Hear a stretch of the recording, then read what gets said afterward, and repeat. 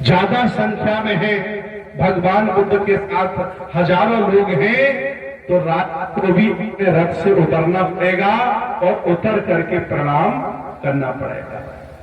अकेले इज्जत नहीं है, अकेले सम्मान नहीं है, सम्मान संग से है, सम्मान लोगों से मिलता है।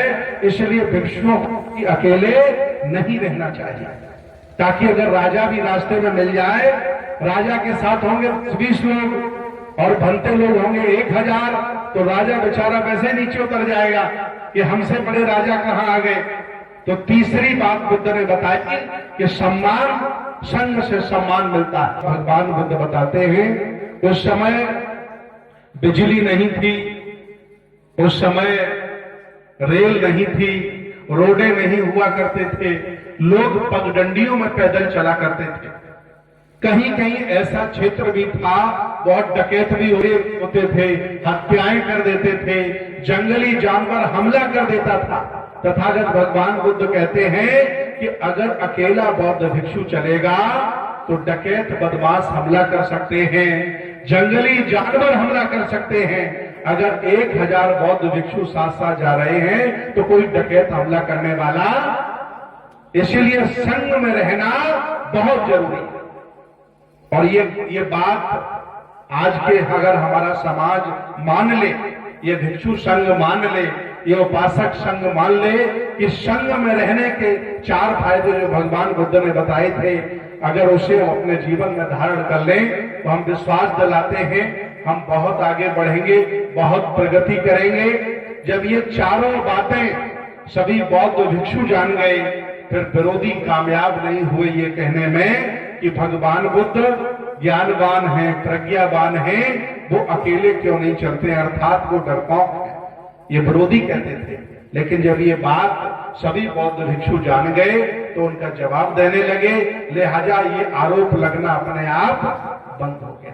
इसलिए आज मैं निवेदन करूंगा कि आज सब कुछ आपके पास है, शिक्षा की कोई कमी नहीं, बहुत संख्यक आबादी के लोग हो, 100 करोड़ से ज्यादा आप हो, इतनी अकेले आपके पास संख्या है कि अमेरिका के छोटे छोटे देशों की तरह आप बहुजन समाज के लोगों 10 देश बचा सकते हो अकेले, इतनी बड़ी तादाद संख्या है। लेकिन आप यूनाइट नहीं हो, इकट्ठे नहीं हो, न सामाजिक एकता है, न धार्मिक एकता है, न राजनीतिक एकता है, न आर्थिक एकता है, किसी भी तरह की एकता नहीं है। इसीलिए हर चौराहे पर, हर मुहाने पर आप पराजित होते हो, उनसे जो मुट्ठी भर लोग हैं उनसे आप पराजित हो रहे हो। अगर ये बुद्ध की बात समझ में आ जाए पूरे बहुजन समाज को, हक वंचित और कमेरा समाज को, तो न कोई राजनीतिक आपको पराजित कर सकता है, न धार्मिक कर सकता है, न आर्थिक कर सकता है। तो ये जो बुद्ध का संदेश है, संग में रहना चाहिए। तथागत भगवान बुद्ध ने जो दर्शन हमें दिया, जिसने जैसा समझा वैसा उसने माना। मैं 2 उदाहरण देना चाहता हूं। बाबू रामाधीन जी, सत्य शोधक समाज ज्योतिबा फुले ने बनाया। बताइए, सत्य शोधक समाज किसी जिला में चलता है क्या? जब आप अपने पुरखों के संगठनों के हत्यारे हो सकते हो, तो जिन संगठनों को तुमने बनाया है, तुम्हारे बच्चे भी उनके हत्यारे बनेंगे, कोई रोक नहीं सकता है। आपको क्या लगता है कि सत्य शोधक समाज को 150 साल हो गए, उसका कोई काम नहीं, कोई उसका संगठन नहीं, कोई उसका अध्यक्ष नहीं, कोई प्रभारी नहीं, कोई बूथ लेवल पर काम नहीं।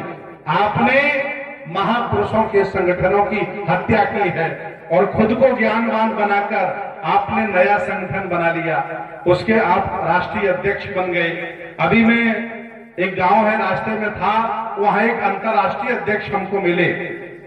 मैंने कहा अंतर्राष्ट्रीय अध्यक्ष आप हैं, अच्छी बात है, पासपोर्ट वगैरह दिखाइए, है कि नहीं आपके पास? कहा कि पासपोर्ट नहीं है। तो मैंने कहा अंतर्राष्ट्रीय अध्यक्ष बन कैसे गया? भाई अंतर्राष्ट्रीय बनने के लिए कई देशों के सदस्य चाहिए, आपकी यात्रा होनी चाहिए। ये जो आजादी का नाजायज फायदा ये पढ़ा लिखा बहुजन समाज उठा रहा है, नाजायज फायदा, महापुरुषों के संगठन हीरो हैं, खुद का संगठन हीरो है।